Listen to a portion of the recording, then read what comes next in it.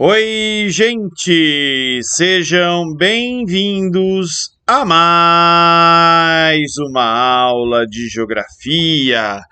E dando continuidade à série sobre os movimentos da Terra, hoje a gente vai falar sobre o movimento de translação, né? Que é esse movimento aí que está aparecendo no GIF, né? Com a Terra girando aí, orbitando em torno do Sol, né? No GIF também tem o movimento de rotação, que foi o tema da aula número 1, né? Então a gente vai falar sobre a translação e sobre as suas consequências. A gente precisa recordar algumas coisas, né? Lembrem-se que a gente viu em outras aulas, né, sobre astronomia, né, que a Terra ela vai se formar ali, né, por um movimento, como é que eu posso, por um fenômeno chamado de acreção, né? Então, depois do Big Bang, né, a matéria, a massa foi se concentrando em determinados pontos no espaço, né, que seriam as nebulosas. No meio das nebulosas vai se formando ali estrelas pela concentração de matéria. Em volta dessas estrelas, né, vão formando aí, ó, discos de asteroides. E esses asteroides também passam por um processo de acreção, né, vindo a formar os planetas. Então, quando a gente pensa, né, na origem desse movimento de translação, a origem dele está ligada, né, aos discos de acreção que se formaram aí em volta do Sol. Bem, então o que é esse movimento de translação, né? Translação é um movimento que a Terra vai descrever aí em torno do Sol. Percebam que é uma órbita elíptica, mas ela não é tão acentuada que nem a figura tenta fazer a gente crer. A gente vai ver que é uma diferença aí de 5.000 quilômetros entre a parte que a Terra está mais perto ou mais longe do Sol, tá? Esse movimento ele dura aproximadamente aí 365 dias e 6 horas, né? Lembrando que essas 6 horas elas não entram no calendário regular, elas vão sendo, né, guardadas, e a cada 4 anos, né, coloca-se de uma vez nessas 6 horas aí que foram acumuladas durante o tempo, né, vai somar aí 24 horas, é o que a gente vai chamar aí de ano bissexto, né, quando fevereiro tem 29 dias, né, ano bissexto, porque ao invés de ser 365 dias, né, esse ano vai ter 366. Consequências, né? A principal consequência desse movimento de translação são as estações do ano, né? Na verdade, as estações do ano elas vão existir por uma combinação entre a translação e a angulação, né, da rotação terrestre.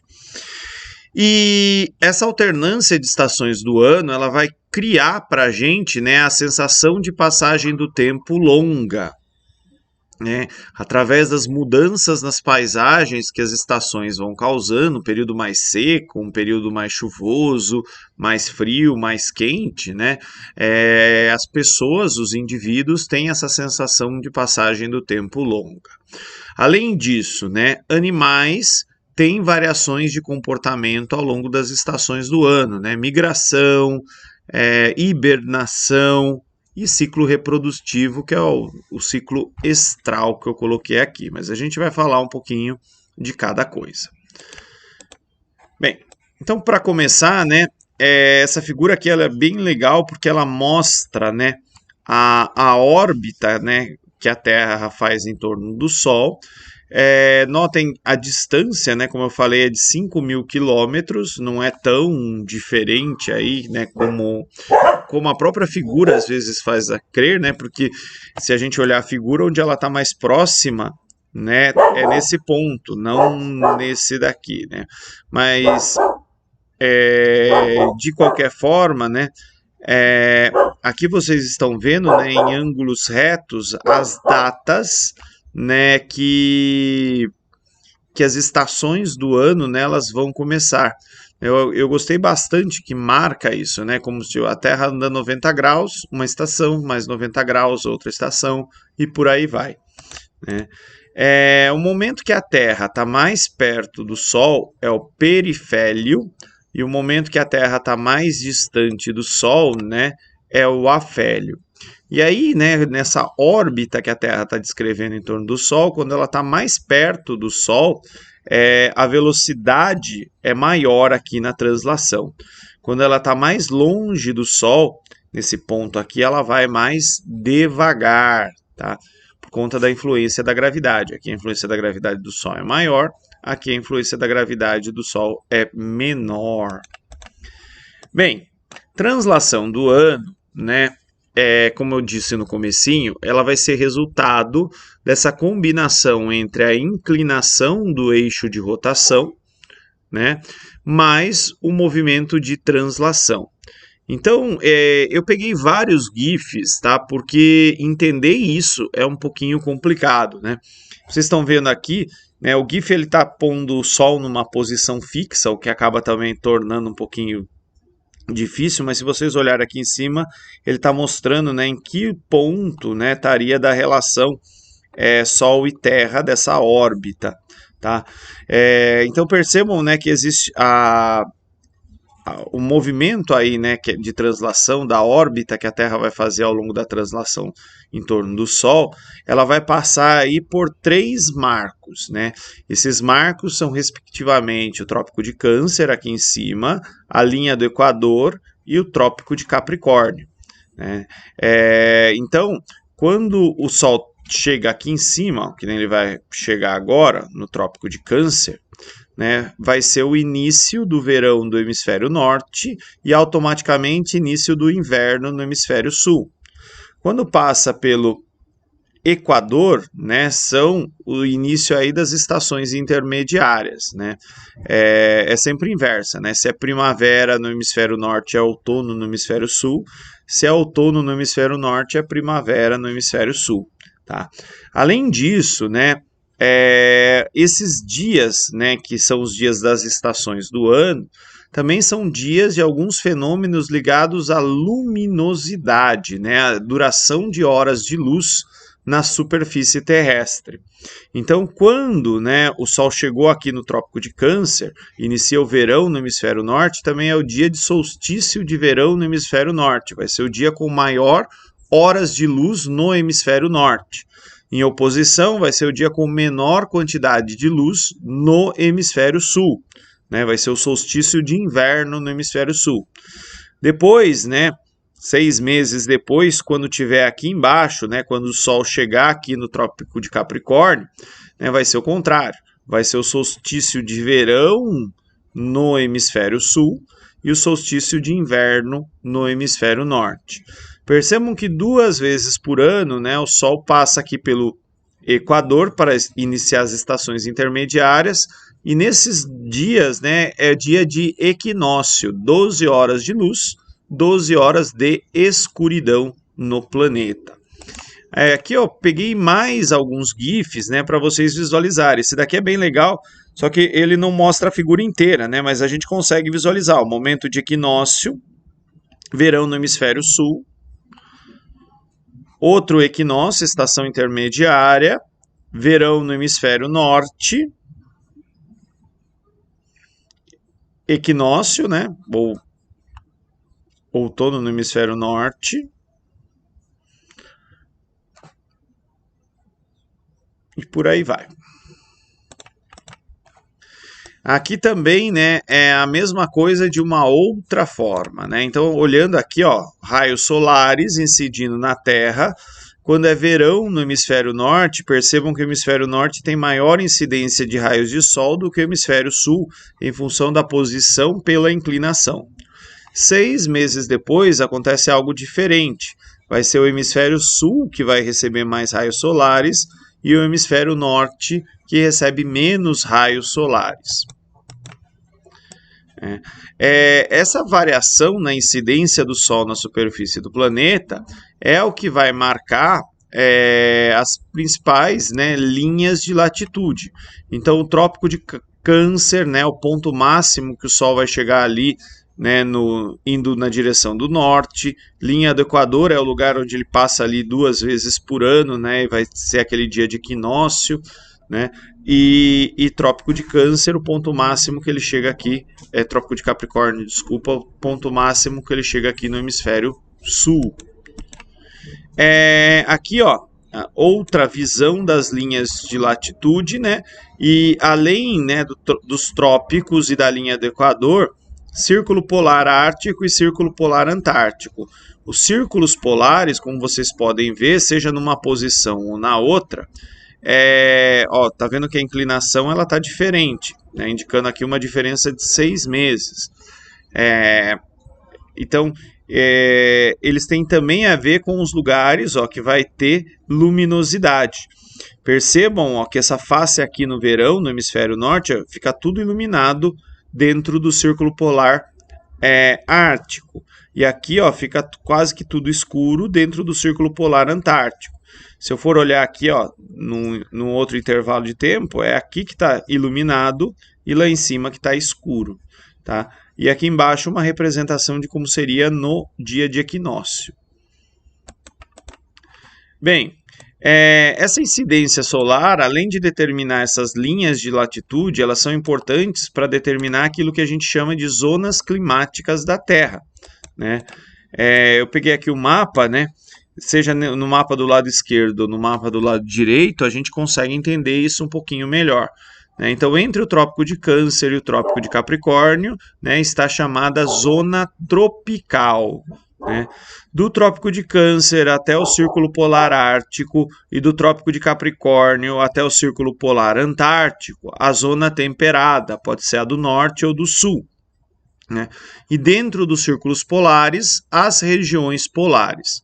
Então, basicamente, tropical é quente o ano todo, né, as polares é frio o ano todo e as zonas temperadas, né, vão ter aí uma grande variação térmica ao longo do ano, por isso que ela é temperada, porque tem uma variação de temperatura.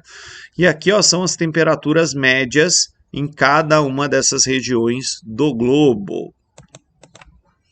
Bem, se a gente vai ter uma variação de incidência solar, de luminosidade, né, isso vai afetar a paisagem, né, e principalmente no hemisfério norte, que vão estar a maioria das terras emersas, né, a gente vai ter aí, né, vai visualizar um aumento da neve, né? Só que assim, quando a gente olha aqui no hemisfério sul, não significa que não tem aumento de neve. Tá vendo aqui no Chile aparece um pouquinho, na Nova Zelândia também.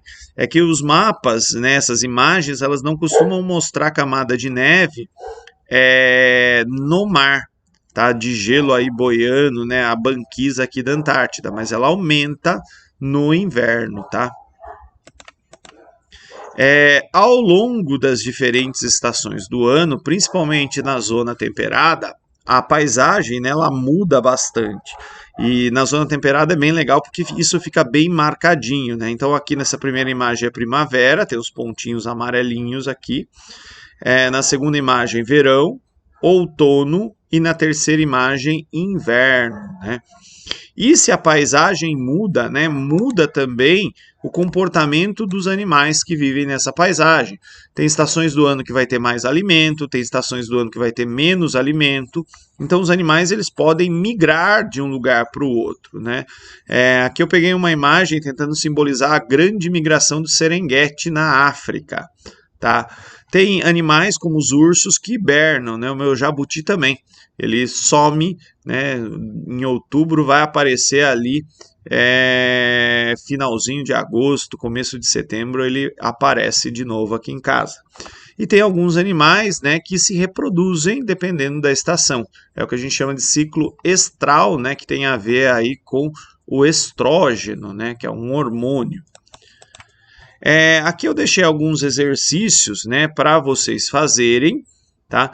Essa questão ela é bem legal, podia estar na prova de biologia também, né? Porque ela tem aqui a linha do Equador, meridiano de Greenwich, né? Eles vão ser 2 eixos para simbolizar aí o movimento de um barquinho, né? O barco ele pode se deslocar pelo Equador ou ao longo do meridiano de Greenwich.